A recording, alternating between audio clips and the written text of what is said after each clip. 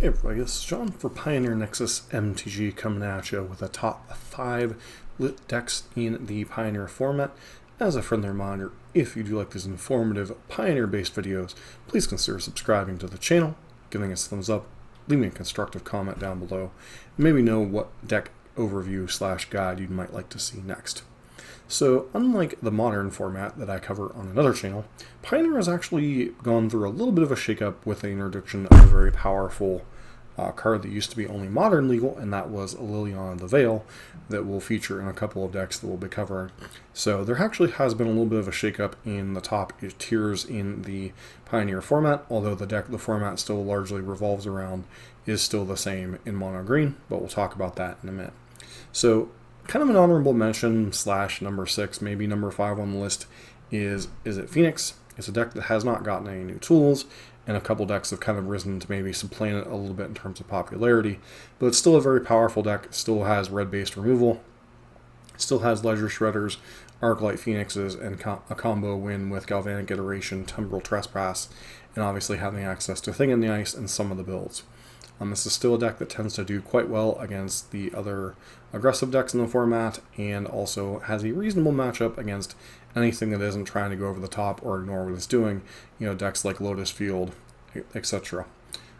It's a deck that still has a place in the format, but is a little bit weak to graveyard hate, and it's kind of getting a little bit of splash damage from one of the other decks that has kind of risen to the top 5, but still a deck you need to be aware of, and still, most Izzet Spells decks have been fairly reasonable, whether in the Eternal formats, whether it be Pioneer, Modern, Legacy, etc. Number 5 is a deck that we've covered on this channel a little bit, and that is Mono White Humans, which is based around the power of the white-based humans that are available in the format, and pairing it with the card Brave the Elements, as well as the various white spell lands that you have access to, like Mutavault, Cave of the Frost Giant, Shefet Dunes, etc. This is a very powerful shell that tries to get the game over very quickly, and can kind of blank a lot of the opponent's removal with obviously Brave the Elements, can play around sweepers quite nicely with some of its post-board elements, and is a deck that has a little bit of flexibility in some of its spots, but is mainly just trying to get the game over as quickly as possible, while having a little bit of disruption in the form of things like Thalia's Lieutenant, and cards like that out of the sideboard and such. So the white spells pair quite nicely with some of its weaknesses in the main deck. It's a deck that's been kind of on the rise, and it might be the new premier aggressive deck in the format, with it Winota left behind with its banning. Number 4, another relative newcomer to the list, and that is Abzan Greasefang. Now, there has been various forms of Greasefang that have popped up. Mardu and Esper were the notable ones. And then, as of late, before even Dominaria United was printed, the Abzan list was particularly starting to get some traction, with the self-mill with things like Satyr Wayfinder, Grizzly Salvage, Witherbloom Command, pairing that with Greasefang and copies of Can't Stay Away. Also having the nice little bonus of being able to run a mid-range threat that you can also get back with Greasefang with a Seeker's Chariot.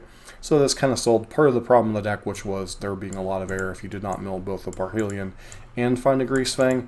This allows you, even if you find just the Greasefang, you're often able to flip over a Seeker's Chariot and get a lot of power into play that way.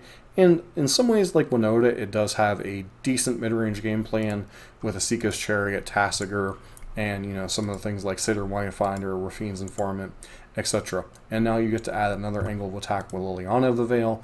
While not all versions are playing Liliana the Veil, it does help with one of the biggest problems this deck had, and that was whenever you draw your copies of Parhelion, sometimes it'd be very difficult to get rid of them. Sometimes you either have to Thoughtseize yourself, or discard them with a Rafine's Informant, or play something like Seasoned Hollow Blade or Rotting Regisword to discard it. Lily kind of gives you this nice angle of attack of it being a removal spell, which this deck doesn't play a lot of in the main deck, while also being a discard outlet, so it just plays quite nicely what the deck's trying to do. Plus, it's another angle of attack, another must-answer thing for control decks and such, as they have to answer this before they can even answer your graveyard threat a lot of the time, and it does give you a nice angle of attack, and that helps alleviate some of the problems with a graveyard-centric deck. Number 3, Blue-Eye Control. Obviously, there's a couple different variants. There's a 60-card version that tends to be a little bit better against the more linear decks, mono green, the aggressive decks of the format. Then you have the 80-card Yorion value version that happens to be a little bit better against Rakdos and Izzet Phoenix, and then the other mid-range decks like 5-color Niv. Whatever the case you're doing, you're often pairing the Wandering Emperor and Teferi Hero of Dominaria, with just a bunch of clean, efficient sweepers like Supreme Verdict and Farewell. This version also happens to be playing a copy of Doomscar just to kind of switch it up a little bit, and then just pairing all of the good blue-white spells. Portable Hole, March of Otherworldly Light, Absorb being probably the best 3-mana counter spell in the format, and then Dovin's Veto and Censor, just to give you a little bit of interaction in the early turns while you're trying to set up your sweepers or your card advantage engines. You know, things like Memory Deluge and your various Planeswalkers. This is a deck that, you know, you can tune it to beat just about anything, but you're often going to struggle to beat a very unfocused format. So it's a deck that very much rewards format knowledge, and, you know, it doesn't have quite the card power quality of something like individually like Rakdos, but still has very powerful things like Teferi and the Wandering Emperor, as well as, you know, clean resets with things like Farewell. But it does lack the powerful spot removal of something like Esper Control or Blue-Black would have with things like Fatal Push, Infernal Grasp, etc. The number 2 deck is Mono Green Devotion / whatever flavor of the month it happens to be running.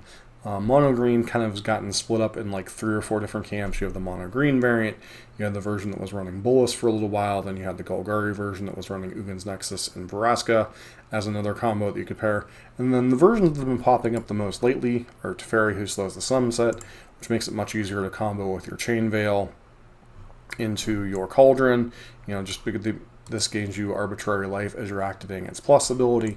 You have like 4 or 5 mana access through Nykthos or through even copies of a Wolfwillow Haven being on a land and then tapping that in a mana dork, and you can kind of go crazy. And then from there, you just kind of win arbitrarily with your Chain Veil in your Cauldron. Pestilent Cauldron getting a bunch of life, mill your opponent out. And that is really the biggest innovation in the deck, and obviously adding white mana to the deck through your Temple Gardens and Pathways gives you access to portable holes with your Karns. Now this does somewhat help the aggressive matchup, but this deck does remain weak to aggressive decks, so, you know, things like Mono White Humans, various Spirits builds, etc., are Boros Heroic. All of these are decks that kind of pick on Mono Green, and of the top tier decks, it probably does have the biggest weaknesses, but also is a deck that has some of the most flexibility just because of having access to Karn in game number 1, giving you access to so many different things. That said, you know, this deck has kind of gone down in power a little bit as people have learned to play around it with its new tools and such, you know, but it is still largely that I think the format is largely still based around. And finally, another deck that, if it chooses to, has access to Liliana and the Veil, and that is Rakdos Midrange, arguably the best overall performing deck in the format. You know, it has a wide variety of powerful options. Almost none of its cards are weak in most circumstances, and even things like Fatal Push that are weak, you have things like Fable of the Mirror Breaker to cash it in, or Liliana the Veil to cash it in, you know, just as discard fodder and whatnot. You know, this deck continues to get more and more powerful tools. You know, even in the Explorer format, it got Kalidas recently, and then obviously Liliana the Veil being printed. This is probably the best pound-for-pound deck in the format. Now, it does get outclassed by things like Mono Green, and as part of the reason Mono Green has continued to be a force in the format is that it has a relatively good Rakdos matchup. But, you know, Rakdos overall is a very good into the creature-based decks, and especially in the post-board games can have a very good anti-control matchup with plenty of discard spells, resilient threats, planeswalkers, etc., as well as man lands and all the other different things that 2-color mana bases get to play in this format. So, you know, you're getting to play things like Hive of the Eye Tyrant and Dead of the Bugbear. You know, this deck can really have different angles of attack and forcing control decks to respect it. And once again, outside of decks that really go over the top of it, like 5-color Nib Delight and Mono Green, there aren't too many decks that can actually say they have a really good Rakdos matchup.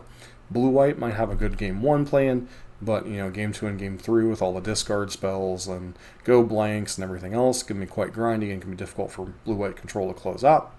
And overall, this has proven to be the best deck in the format, although once again, I still think the format is based around Mono Green, although that is kind of slipping a little bit in recent weeks. So that is the top 5/6 decks in the Pioneer format.